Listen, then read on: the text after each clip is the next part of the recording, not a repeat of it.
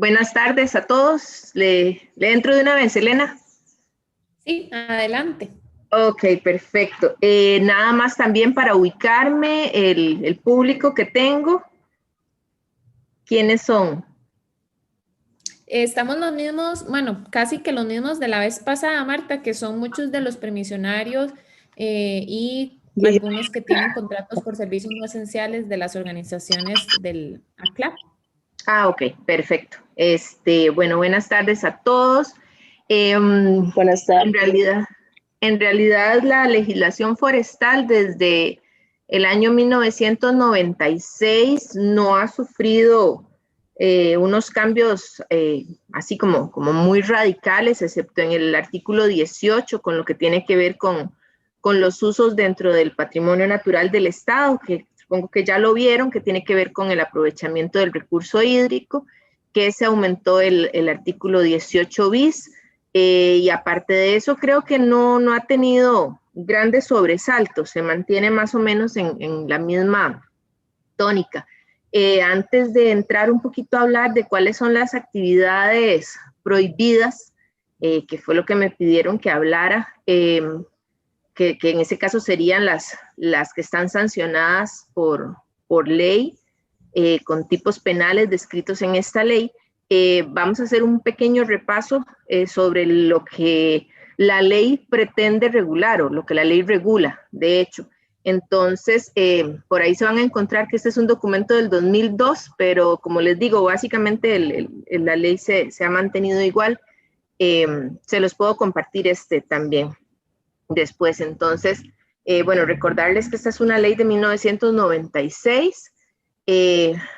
Por así decirlo, bueno, lo más importante de la ley es proteger el recurso forestal natural existente en todo el territorio nacional, en su condición natural, pero además también promover la riqueza y el desarrollo de la producción forestal. Entonces, la ley se encarga más o menos de eso, hace una diferencia, por así decirlo, en el recurso forestal, estrictamente bosque, por así decirlo, y terrenos de aptitud forestal, entre los que le pertenecen al Estado y a sus instituciones y los que le pertenecen a la gente, por así decir, todas las personas que tienen una finca inscrita en el registro público que tiene recurso forestal. Entonces, la finca sigue siendo suya, ¿verdad? Si ya usted tiene un título de propiedad, la finca es suya, pero por ley hay una limitación. La Constitución Política en el artículo 45 dice que la propiedad privada es inviolable, pero que se le pueden establecer algunas limitaciones por medio de la ley. Ok, esta ley forestal establece unas limitaciones a ese recurso forestal que está en las fincas privadas que tienen bosque. ¿Qué quiere decir eso? Que si usted tiene una finca, en su finca tiene bosque, no por ser suya registralmente, usted nada más puede ir y cortar los árboles, sino que tiene que ajustarse a lo que dice la normativa y tiene que asistir al SINAC a tramitar un permiso para poder aprovechar el bosque, para poder cortar árboles. Tiene además una limitación muy importante que establece esta ley en el artículo 33, que es sobre el uso, o más bien el no uso, sobre las áreas de protección, que son, digamos, los pedazos, los terrenos inmediatamente a las orillas de las quebradas, de los ríos, de los arroyos, de las nacientes, donde esta ley establece limitaciones de uso, como les digo, más bien de no uso, ¿verdad? Donde está sancionado, vamos a ver más adelante, la invasión que se haga de esas áreas con construcciones, con actividades agrícolas, con chapias, con ganadería, con cualquier actividad, ¿verdad? Que no sea estrictamente la protección, e incluso sanciona el aprovechamiento de árboles sin autorización en esos terrenos. Hay algunas excepciones cuando son de carácter de emergencia, por así decirlo, ¿verdad? Que la caída de un árbol pudiera causar daño en construcciones o en gente, ¿verdad? En viviendas, en personas o incluso en ganado, ¿verdad? Pero que represente realmente un peligro, y entonces de manera excepcional se pueden aprobar esas cortas. Sin embargo, la ley de plano establece una prohibición para que se corten árboles en esos terrenos. Entonces, como les decía, por un lado estarían los bosques privados, ¿verdad?, que tienen esa limitación, y por otro lado, estos bosques que le pertenecen al Estado o sus instituciones y que conocemos como el patrimonio natural del Estado. Seguramente han escuchado hablar de ese famoso patrimonio, ¿verdad?, que a muchas personas les da dolor de cabeza, sobre todo a la gente que tiene ocupaciones en terrenos sin inscribir o incluso alguna gente que todavía se encuentra ocupando terrenos dentro de parques nacionales, ¿verdad? También en la zona marítimo terrestre. Entonces, que eventualmente quieran realizar alguna actividad y les digan no, porque resulta que estos son terrenos clasificados como patrimonio natural del Estado. Esos bosques o ese patrimonio se entiende como los bosques y terrenos de aptitud forestal, como les digo, ¿verdad? Y que tienen que ser clasificados por nosotros. Eso es una competencia del SINAC, por medio de sus oficinas subregionales. Hay una prohibición total de corta o aprovechamiento de estos bosques. Vamos a ver también que se sanciona el cambio de uso del bosque a otro uso. Eso sí está sancionado penalmente, de manera que si usted tiene un bosque, aun cuando sea suyo, me refiero registralmente, usted no por ese motivo puede cambiarlo, ¿verdad? Si es bosque, esta ley protege que debe mantenerse como ecosistema de bosque. En los terrenos de parques nacionales, reservas biológicas, manglares, como decía Juan Manuel hace un ratito, ¿verdad?, en las áreas silvestres protegidas, solamente pueden autorizarse a actividades de investigación, capacitación y ecoturismo. Sabemos también ahora que por ley el establecimiento de torres de telecomunicación y el aprovechamiento de agua conforme a esa modificación que se dio, no sé, hace 1 año, 2 años, una cosa así, es bastante reciente. Tanto así que creo que la reglamentación acaba de salir apenas. Estas actividades de investigación, capacitación o ecoturismo deben ser autorizadas también por el SINAC. En ese caso está descrito así en el reglamento para el otorgamiento de permisos de uso y le da la competencia a las direcciones, al director o directora del área de conservación respectiva, ¿verdad? Dependiendo de donde esté la finca, su finca o la finca donde, o más bien, perdón, el área silvestre protegida, donde se pretende que se autoricen estas actividades. Vamos a ver qué más. Bueno, entonces ya les hablé de esos bosques que le pertenecen a los particulares, ¿verdad? Que, como les digo, el aprovechamiento de esos bosques tiene que estar autorizado por medio de un plan de manejo, un documento formal, un estudio basado en un estudio técnico formal que es aprobado por las oficinas subregionales y que le permiten a las personas aprovechar los bosques. Pero la ley también tiene algunas referencias sobre el aprovechamiento forestal en otros terrenos que no son necesariamente bosque, como por ejemplo los terrenos de uso agropecuario y sin bosque, potreros arbolados, digamos, ¿verdad? Un potrero donde todavía quedan árboles y hay algunos árboles que tienen, sobre los que la ley todavía conserva un interés de proteger. Entonces se establece en el artículo 27, tiene un nombre muy feo, se llama autorización para talar, ¿verdad? Entonces cualquiera podría imaginarse que ahí se puede efectuar una tala rasa. Sin embargo, la reglamentación y bueno, el mismo artículo 27 lo que hace es describir la forma en la que se puede autorizar, que dice que son 3 árboles por hectárea por año, si mal no recuerdo. Entonces también la ley se guarda, ¿verdad?, esa competencia de autorizar el aprovechamiento de árboles maderables en esos terrenos, ¿verdad? De igual forma, para movilizar la madera fuera de las fincas, la ley se guarda también la posibilidad de regular, no de limitar, de regular esta movilización y establece que la madera que se pretenda mover fuera de las fincas tiene que contar con una documentación especialmente otorgada, ¿verdad? Por las oficinas también, por las oficinas de nosotros, para que pueda circular adecuadamente, ¿verdad? Entonces tenemos reglamentos, tenemos decretos que establecen cuáles son todas esas, ¿cómo se dice? Vengo de otra reunión, entonces estoy medio loca. Dispositivos de control que debe tener el transporte de las maderas en el territorio nacional. Establece incluso horarios, establece ¿verdad? Condiciones sobre que se deben respetar para poder movilizar esa madera. Si no cuenta con la normativa, perdón, con la documentación correspondiente, según como lo vamos a ver en el tipo penal, estaría incurriendo en un delito. Sin embargo, es uno de los delitos que más cuesta demostrar. Más adelante vamos a ver por qué.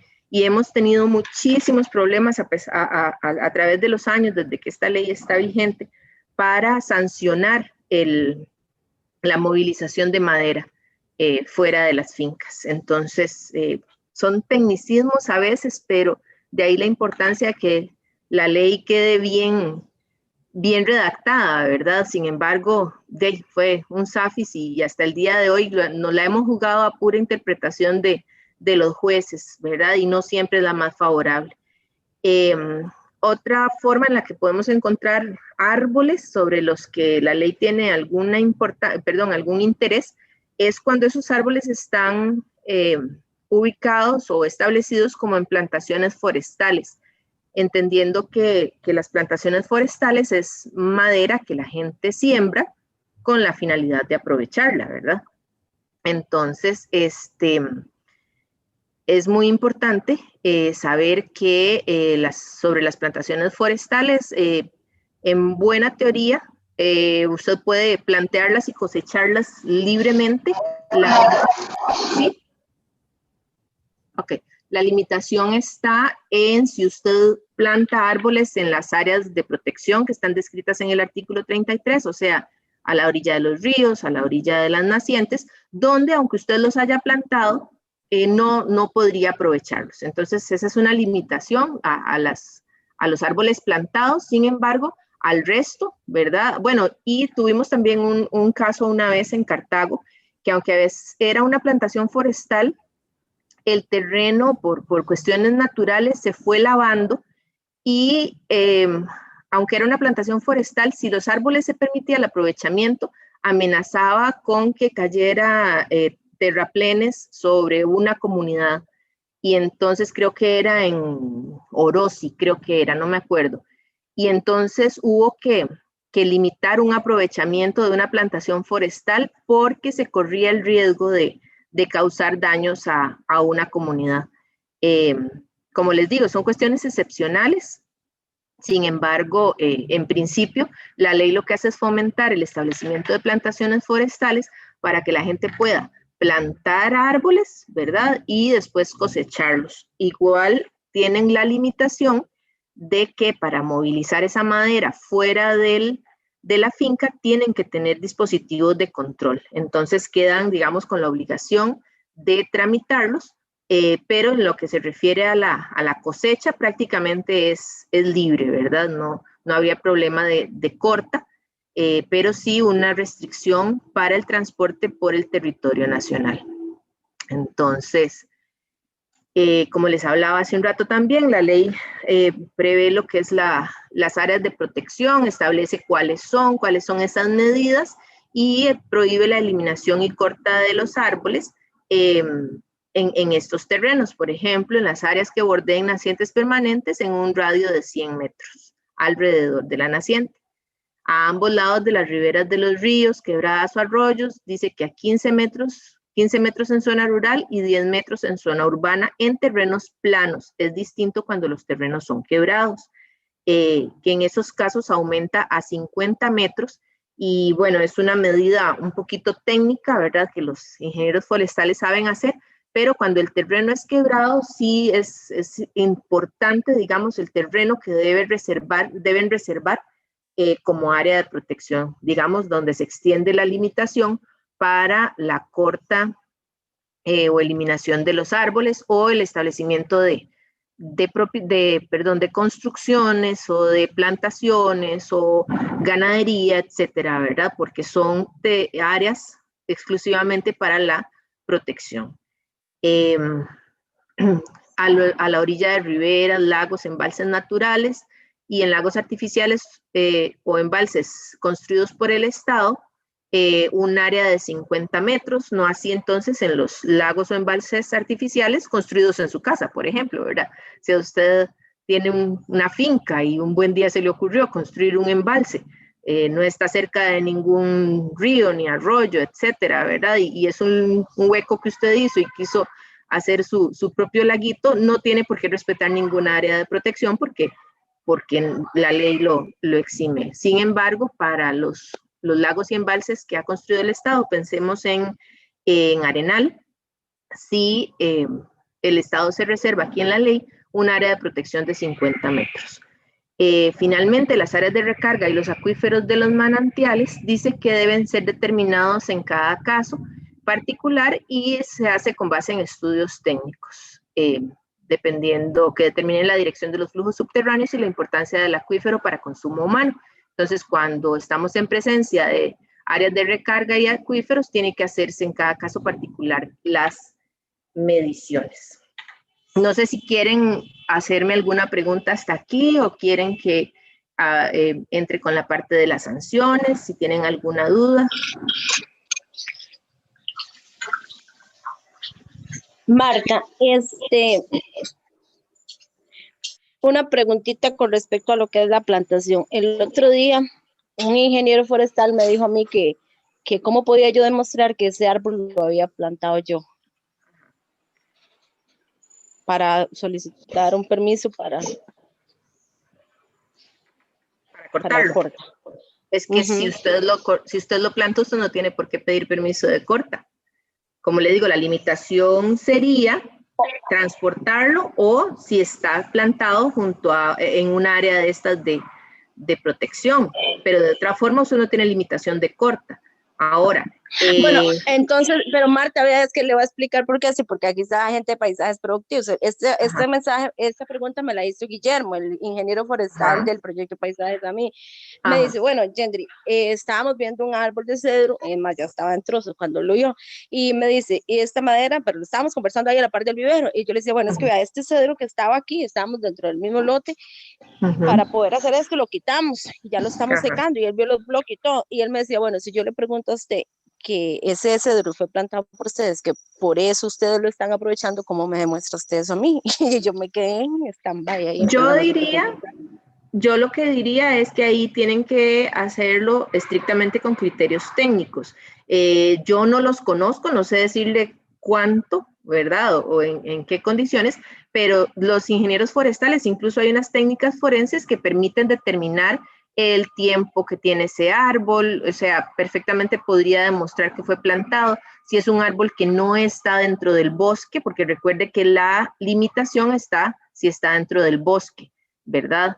O algunas especies que sí se puede demostrar que son de plantaciones forestales. Entonces, creo que es una determinación técnica. En ese caso, si necesita hacerlo para alguna demostración, yo lo que le recomendaría es que un ingeniero forestal le pueda hacer esa valoración, o incluso los compañeros de la oficina de Buenos Aires.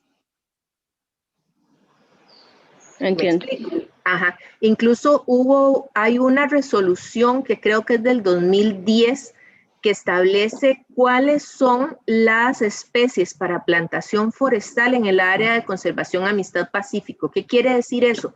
Que por las características de la zona, ya los ingenieros forestales tenían determinado y por conocimiento cuáles eran los árboles que se podían aprovechar, por así decirlo, ¿verdad? Libremente, cosechar libremente las especies, porque ya era conocido que esas eran las especies que están dentro de Amistad Pacífico, ¿verdad?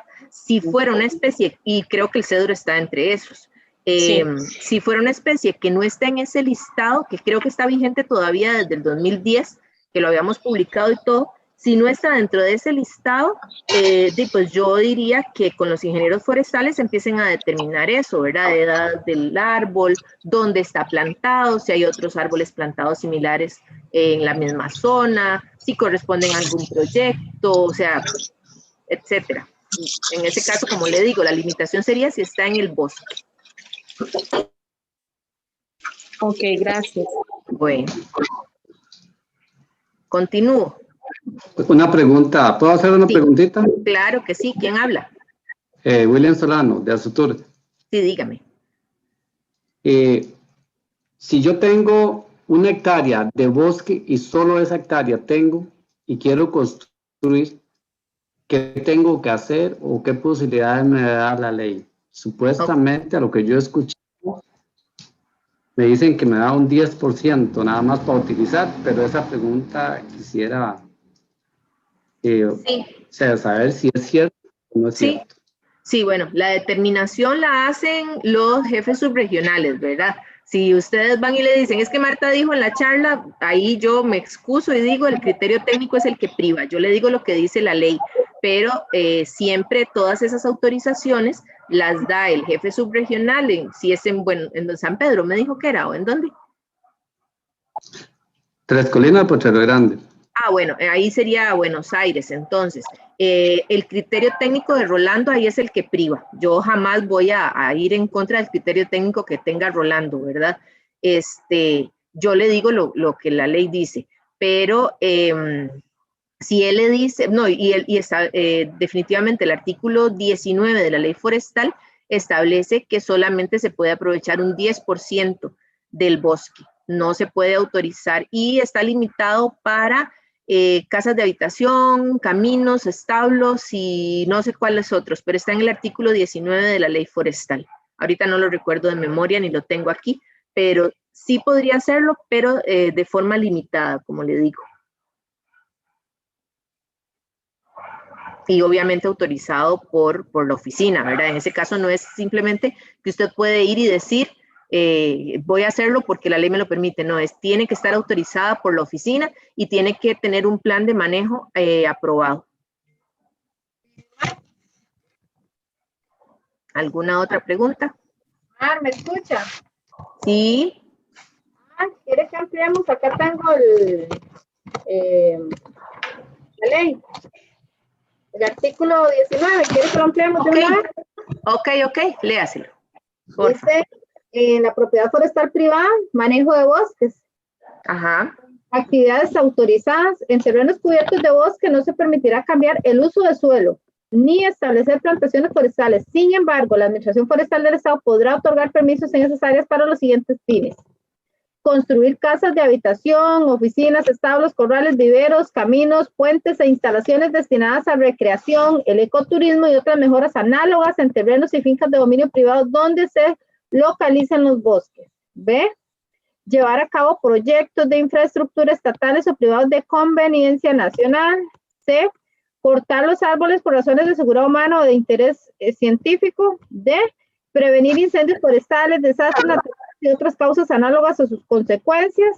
En estos casos, la corta al bosque será limitada, proporcional y razonable para los fines antes expuestos. Previamente deberá llenarse un cuestionario de preselección ante la Administración Forestal del Estado para determinar la posibilidad de exigir una evaluación de impacto ambiental según establezca el reglamento de esta ley. Perfecto. El 10% entonces está en alguno de los reglamentos. Ahorita no me acuerdo en cuál, pero ven como el 19 limita las actividades que se pueden autorizar. Dice también que es una corta proporcional, ¿verdad? No es tampoco que va a ser tal la raza de un 10%, que como le digo, ese porcentaje, si no me equivoco, está en, no me acuerdo si en el MAPRO o en, no me acuerdo, pero habla de un 10%. Ya técnicamente Rolando en ese caso es quien debe tener la información a mano y quien debe autorizar el aprovechamiento. Gracias, Liz. Bueno, con gusto. Voy a ver si me encuentro el 10%. Ajá, ok. Bueno, seguimos. O hay un decreto de manejo de bosques, algo así. Por ahí debe estar el 10%. Ahora acordarme dónde me lo lo tengo en mi cabeza, no me acuerdo. Ok, para continuar entonces, si no hay más preguntas. Marta, perdón, Dime. yo otra vez.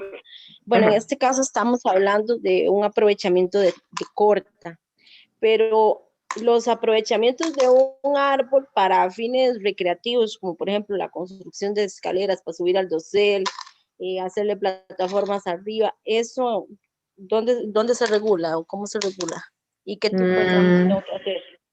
No sé, la verdad, tendrían que consultar con el jefe subregional si es posible, porque me está hablando de un bosque privado. Sí, normalmente eso ocurre en bosque privado, porque ya en áreas protegidas ya sabemos, ya nos lo ha explicado, pero exactamente, digamos, si yo quiero construir encima de un árbol alguna tipo de plataforma para observación de vida silvestre, atardeceres, o hay gente que sube para los escalas y luego desciende, todo ese tipo, eso está regulado.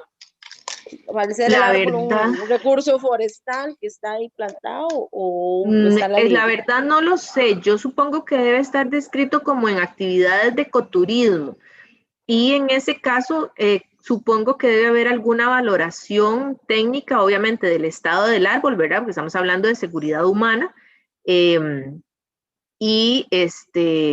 yo no sé si implicará ¿cómo diríamos? Corta de ramas, no sé, alguna actividad propiamente en el fuste del árbol que pueda afectarlo, eso no lo sé. Por eso me parece que, bueno, que lo mejor es consultar con el jefe subregional y eventualmente yo diría que puede tratarse como una actividad de ecoturismo, ¿verdad? Pero la afectación al árbol, la verdad no lo sé, nunca me habían preguntado algo así. Y lo otro es, ¿hay algún artículo que proteja un árbol, que sea un árbol emblemático, que representa algo, tiene significado especial para la comunidad, para una especie o algo así, pensando en árboles, proteger árboles, un árbol semillero, por ejemplo, que está ubicado en una propiedad privada o incluso un espacio de dominio público y que es de interés de mayoría mantenerlo en pie, pero que de repente el dueño de la propiedad no? Okay. ¿Hay algo que regule eso? No, creo que con Pablo... Porque si representa un emblema o ese tipo de cosas. Ajá, creo que, bueno, primero obviamente, como les dije, primero lo que hay que ver es dónde está el árbol, eso es lo más importante, ¿verdad? Entonces, si se encuentra en área de protección, olvídelo, no lo puede aprovechar. Si está en bosque, bueno, tiene que hacer un plan de manejo. Si está en potrero, ok, veamos qué especie de árbol es, porque eventualmente tiene que pedir el permiso para aprovecharlo. Si pasa todos esos filtros y resulta que el árbol fue plantado, por decir algo, no necesita permiso para cortarlo. El señor quiere cortarlo, pero es así como dice usted, emblemático por X razón, no sé cuál sea, ¿verdad? Como no tenemos una declaratoria especial sobre ese árbol, en algún momento con Pablo en Cotobruz, no sé si será el mismo caso, entre él y yo inventamos y habíamos pensado incluso hacer algún tipo de declaratoria con la municipalidad, ¿verdad? Pero entonces ya es como más allá que lo forestal, digamos, ¿verdad? Y yo no sé si eventualmente pues tienen que hacer algún tipo de indemnización al propietario, ¿verdad? Porque yo como propietario de la finca no tengo por qué soportar la molestia, ¿verdad? El paso, la visita, ni ninguna otra cosa de particulares en mi propiedad privada, ¿verdad? Están invadiendo mi propiedad.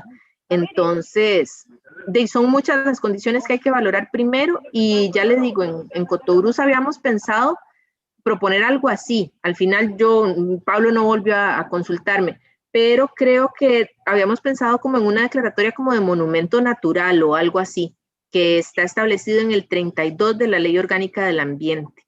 Y lo que dice es que los monumentos naturales los administra la municipalidad. Pero como le digo, fue nada más una idea que nosotros tuvimos, nunca la logramos echar a andar.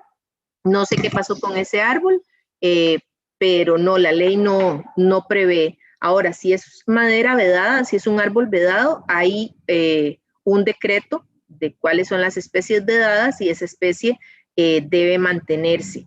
Incluso creo que no me haga mucho caso, me parece que se le pagaba al propietario, tendría que revisar el decreto de vedas, ahorita no me acuerdo, pero precisamente por el costo de no aprovecharlo, algo así, no me acuerdo, pero si está dentro de las especies vedadas, no puede cortarlo, ¿verdad? Entonces, son varios aspectos que habría que analizar con ese árbol que usted dice para ver si es de tanta importancia la manera de limitar el aprovechamiento del árbol. Gracias, Marta. Ok. Marta, Dime. hagamos de una vez los 2 puntos del 10% y lo de la tercera consulta del permiso para la escalera y eso, una plataforma. ¿Usted los tiene? Sí. Sí, ok, dele viaje. Bueno, para lo del tema de que se puede intervenir hasta un 10%, ¿verdad? Del área efectiva de bosque, es Ajá. el decreto, el 35.883 de OMINAE. Ok. Ese es el que establece, de acuerdo al 19, ¿verdad? Esa es área de intervención y que podría ser hasta un 10%. Ok, y gracias. Con respecto al permiso de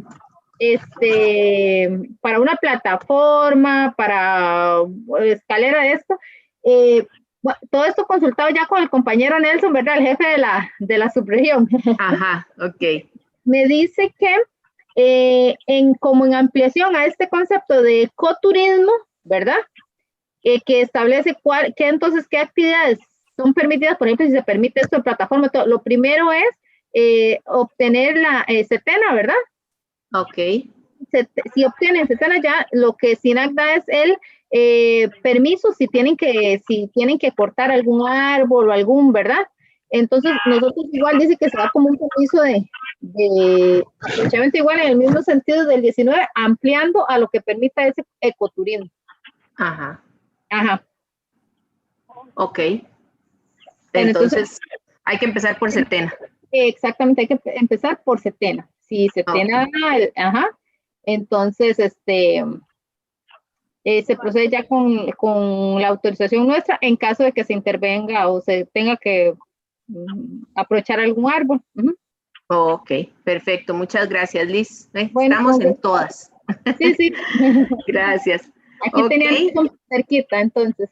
Muchas gracias. Bueno. Si quiere, continúo, Elena. No puedo mover aquí la pantalla.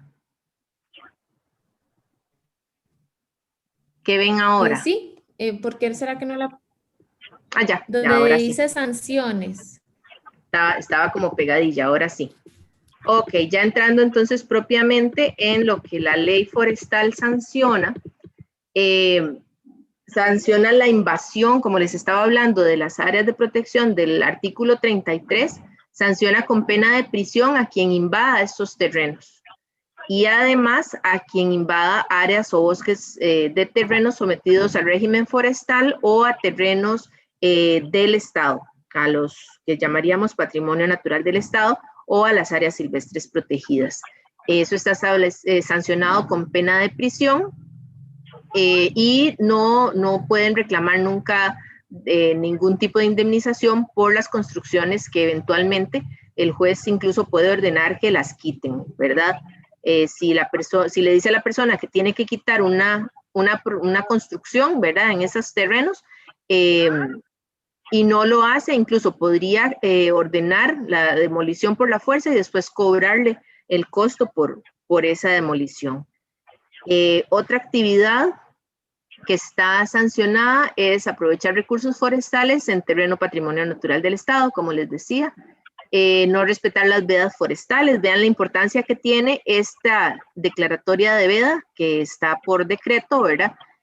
Tanto así que quien corte un árbol que está en este listado puede tener pena de prisión.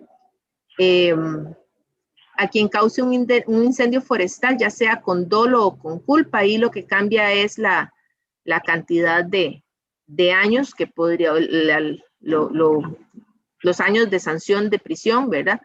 O el tiempo.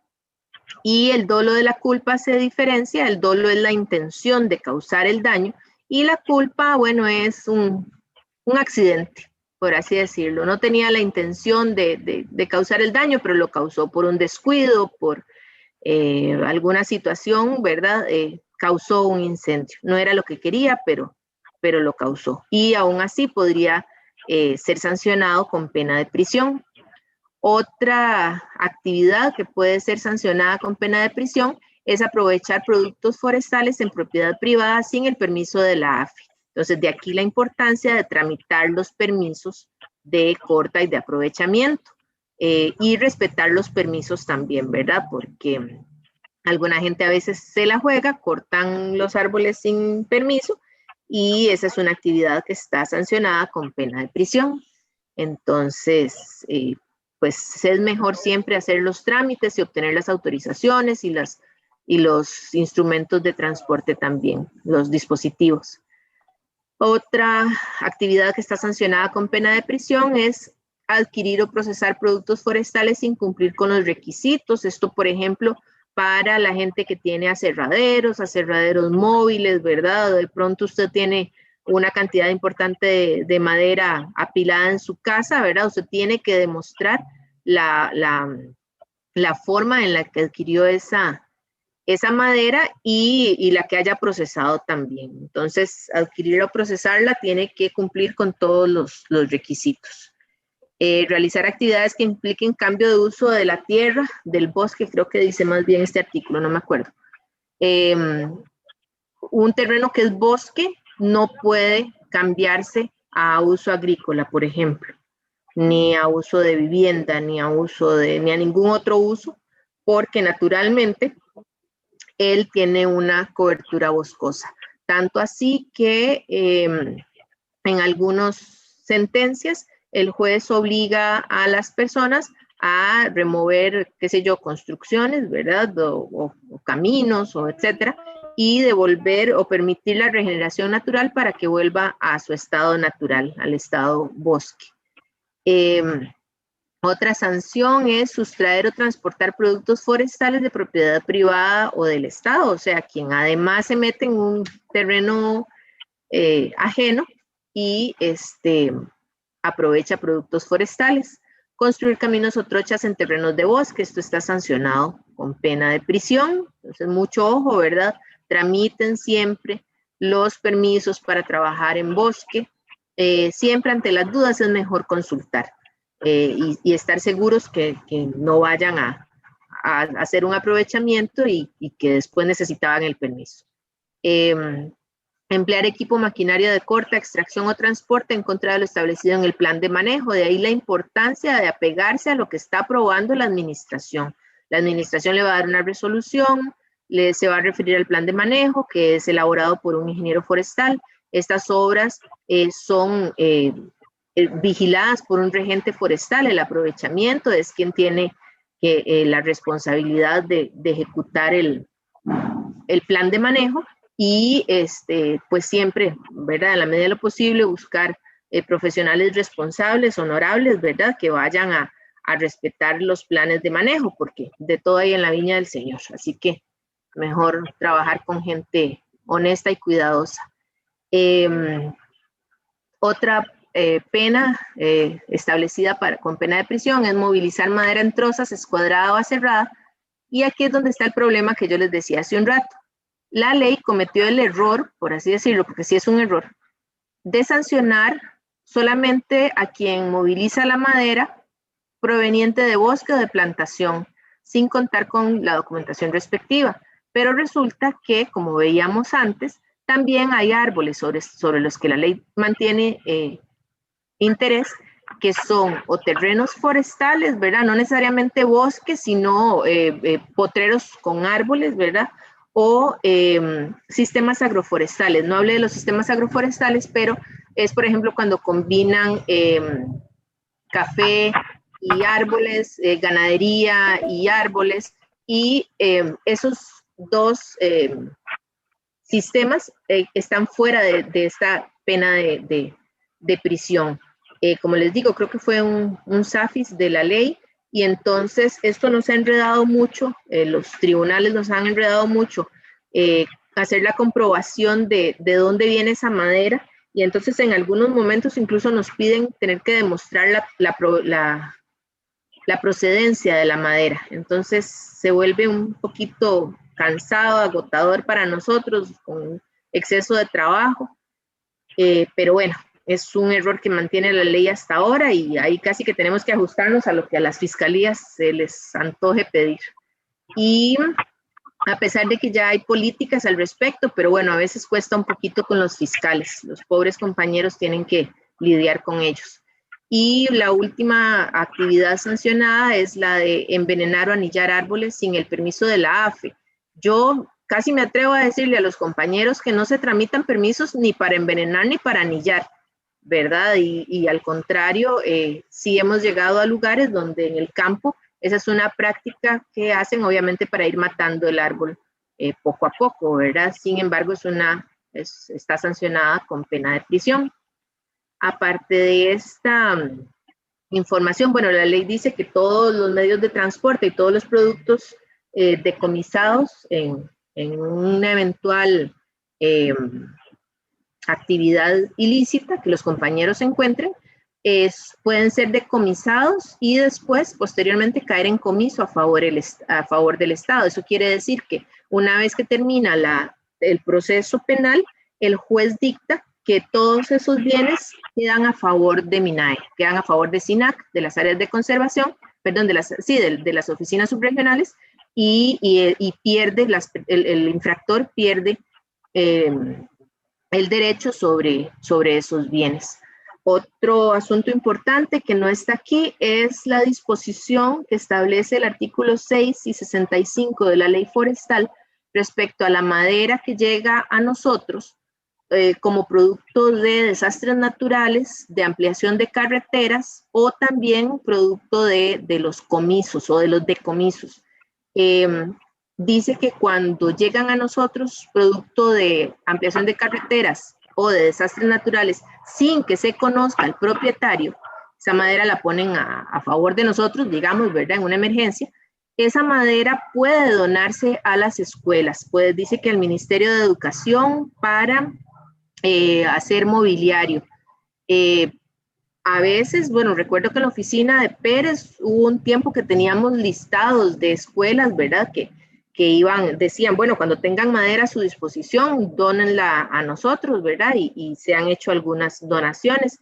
De igual forma, la madera producto de decomisos, hay un procedimiento que establece la ley, no sé si se está utilizando, pero el procedimiento existe, y dice que para no guardar madera, para no tener nosotros el costo de guardar la madera, pasado un tiempo, después de que se presenta la denuncia y está el producto decomisado, se presentan avalúos de la madera y eso se pueden sacar a remate. Entonces, por así decirlo, es más fácil guardar plata que guardar madera, ¿verdad? Porque de hecho la madera puede perderse con el tiempo. Mónica Guerrero, ya casi le doy la palabra.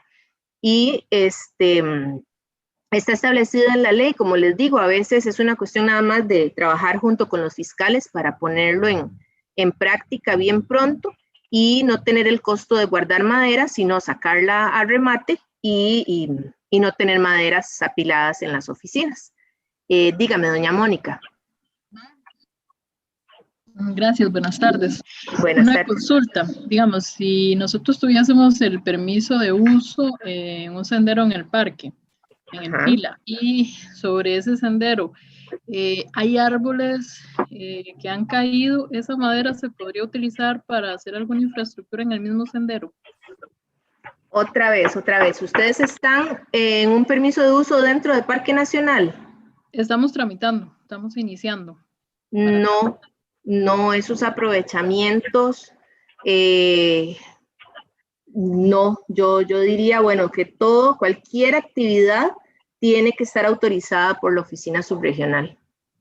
Sí, por eso, o por sí la podríamos dirección. pedir como esa autorización, porque digamos... Sí, pero no creo que se la dé. No, usted puede pedirla, que se la den, son otros 5 pesos. Estoy casi segura que no se la van a dar. Sí, es porque, digamos, está muy arriba y no se pueden quitar, digamos, no se pueden movilizar porque son gigantescos, ¿verdad? Sí, entonces, posiblemente pues puedan autorizarse. ¿Quién me habla? Rabin. Ah, hola. Se le dejo la palabra. Ahí está el que sabe. Bueno, Marta ya dijo que no, pero eventualmente nosotros podríamos, pero la administración podría presentar una viabilidad ambiental y también una solicitud de aprovechamiento a la subregión. Ok. Gracias. Bueno, si no tienen más preguntas, ustedes me dicen. A mí me queda una duda, no sé si la puedo. Claro que sí. ¿Quién es el usuario? Gracias, Ronnie Rojas, de Azotur. Sí, dígame. Es que estaba viendo que es sancionable envenenar o anillar árboles. Ajá. Pero no me quedaría claro, digamos, a quién se sanciona, porque definir quién fue el responsable de anillarlo, muy fácil, el dueño de la propiedad va a decir yo no fui, o se sanciona automáticamente al dueño registral de la propiedad por serlo. No, todos los procesos penales están precedidos de un proceso de investigación. Pues obviamente hay que aportar todas las pruebas que se puedan obtener, ¿verdad? No sabemos qué pruebas puede haber en el campo. Posiblemente es muy difícil obtener esas pruebas, pero podría incluso darse prueba indiciaria, por ejemplo, como usted dice. Es el propietario registral, es la única casa que hay cerca. Para tener acceso a ese árbol o a esos árboles anillados, solamente se podía ingresar por ese camino, etcétera, etcétera. Como le digo, es casuístico, ¿verdad? Pero va acompañado de la investigación que hacen los compañeros, que hace el OIJ eventualmente, ¿verdad? Porque pues, como le digo, va de la mano con todo el proceso de investigación. O bueno, que eventualmente alguien lo haya visto y lo haya grabado, o sea, hay muchas opciones. Más ahora que con los celulares en cualquier parte, ¿verdad? Marta, Dime. ¿me escucha? Sí. También para ampliar ahí, podría ser entonces la denuncia ante el Tribunal Ambiental, ¿verdad? Y entonces ahí la carga de la prueba la tiene el propietario y él tendría que demostrar que él no fue el que los anilló. Ok. Yo con el tribunal tengo que trabajar más. Y otro, Mar, antier estuvimos con José Pablo. Ajá. Y con el tema que dijo usted para sacar el remate, ahora nos dijo que son 24 horas para que el fiscal pida, para que nosotros, digamos, le recordemos al fiscal solicitar que se la orden para sacarlo al remate. Perfecto, sí. Ahí el único requerimiento es que nosotros presentemos cuanto antes el avalúo. El avalúo. Por eso, sí. Perdón, por eso dice que ahora reciben la denuncia y de una vez que se adjunte el avalúo, porque ellos tienen 24 horas para solicitar el remate. Y dijo, como dijo usted, es mejor manejar dinero si eventualmente reintegrarle una suma al digamos, infractor, sí, al infractor, que mantener maderas que muchas veces pasa, se deteriora. Entonces, que es mejor manejar dinero y no madera. Ajá, y no madera. Sí, ok, qué bien que ya las políticas están enfocadas ahí. En algún momento, cuando Sanders era el fiscal aquí, que todavía no era el adjunto, estoy hablando de hace muchísimos años, teníamos el procedimiento y en algunas ocasiones se hizo. Pero bueno, hay que estar casi que es una tarea más de nosotros, digo de SINAC, ¿verdad? De los compañeros, que de los fiscales, porque los fiscales los cambian mucho y a veces llegan fiscales nuevos y no conocen los procedimientos. Entonces está más en nosotros estar pendientes de presentarle el avalúo y de una vez pedirle saque al remate la madera.